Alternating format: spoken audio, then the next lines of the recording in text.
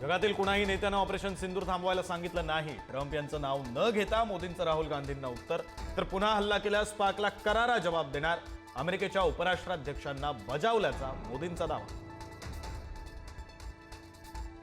Operation सिंदूर मीडियासमोरचा तमाशा असल्याच्या प्रणिती शिंदेंच्या आरोपावर मोदींचा पलटवार. सर्जिकल स्ट्राईक आणि ऑपरेशन सिंदूरचे पुरावे मागणाऱ्या काँग्रेसला जनता थारा देणार नाही, मोदींचा टोला. पाकव्याप्त काश्मीर आणि सिंधू जल करारावरून मोदी शहांचा पंडित नेहरू आणि इंदिरा गांधींवर हल्लाबोल. पंडित नेहरूंमुळे पीओकेचं अस्तित्व, शहांची टीका. तर 1971 मध्ये पीओके ताब्यात घेण्याची संधी काँग्रेसनं सोडली, पंतप्रधान मोदींचा निशाणा. पहलगाम हल्ल्यावरून प्रियंका गांधींचा सरकारवर हल्लाबोल. ऑपरेशन सिंदूरचं श्रेय घेता मग हल्ल्याची जबाबदारी का स्वीकारत नाही, पंतप्रधान मोदींना तिखट सवाल. अमेरिकेनं शस्त्रसंधी जाहीर करणं हे मोदींच्या बेजबाबदारपणाचं प्रतीक असल्याची टीका. 26/11च्या हल्ल्यानंतर काँग्रेसच्या गृहमंत्र्यांनी राजीनामा दिला, पण अमित शहांच्या नाकाखाली मणिपूर खाक झालं. सुरक्षेची जबाबदारी गृहमंत्र्यांची नाही का, प्रियंका गांधींचा अमित शहांवर थेट निशाणा. भारत पाक क्रिकेट सामन्याला ठाकरेंच्या सेनेचा विरोध. अमित शहांचे पुत्र आयसीसीचे अध्यक्ष असताना भारत पाक सामना होणं हा देशाचा अपमान. शहांविरोधात कोर्ट मार्शल झालं पाहिजे, राऊतांचा हल्लाबोल. वादग्रस्त विधानं आणि कृती अजिबात खपवून घेतली जाणार नाही, ही अखेरची संधी. काय करायचं ते करा.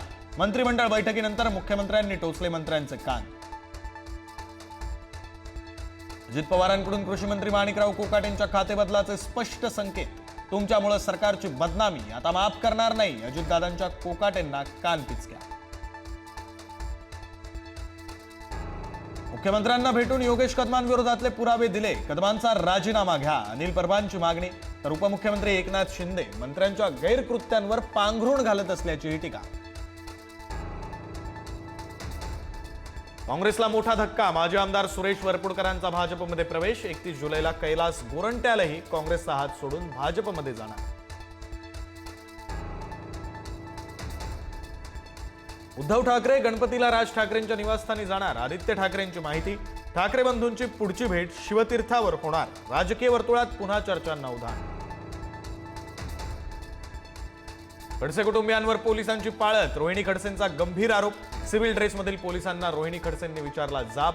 तर माझ्या जावयालाही पाळत ठेवून खोट्या कारवाईत अडकवलं, एकनाथ खडसेंचा आरोप. माझे जावई प्रांजल खेवलकरांच्या मेडिकल अहवालात छेडछाड केली जाऊ शकते, खडसेंचा गंभीर आरोप. तर रोहिणी खडसे वकिलाचा कोट घालून कोर्टात. खेवलकरसह चौघांना 2 दिवसांची पोलीस कोठडी. लाडकी बहीण योजनेत 4800 कोटींचा घोटाळा. सुप्रिया सुळेंचा आरोप. एसआयटी चौकशी करा, सुळेंची मागणी. विरोधकांनी कोणतेही क्रॉस व्हेरिफिकेशन केलं नाही, अदिती तटकरेंचं उत्तर. आमिर खान युट्यूब क्षेत्रात पदार्पण करणार. आमिर खान टॉकीज, जनता का थिएटर या नावानं काढणार चॅनल. आमिर खान प्रोडक्शनचे सगळे सिनेमे याच चॅनलवर होणार प्रदर्शित.